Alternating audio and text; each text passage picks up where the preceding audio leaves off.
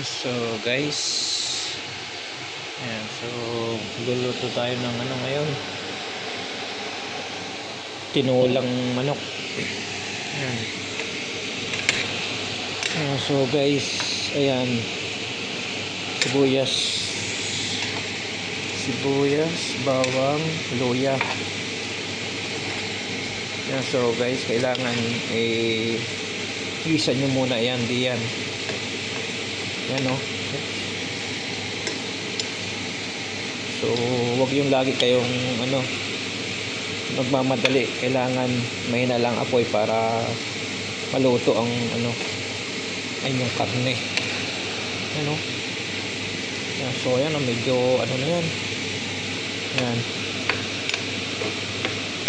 Siyempre kailangan natin taglamig kasi ngayon dito. Kailangan natin lagi may sabaw ang ating kinakain. Yan. Yan, so hindi ko alam kung anong resulta, pero mukhang masarap to. Yan. Yan ang gawin nyo guys para lalong sumarap ang inyong lulutuin tinola. Ayan. So simpleng lang yan, kahit walang papaya, at least ginisa mo sa bawang, sibuyas, luya. Ayan. Kaya maya pag yan, lalagyan natin ng tubig. Tapos ilalagay ko lang diyan.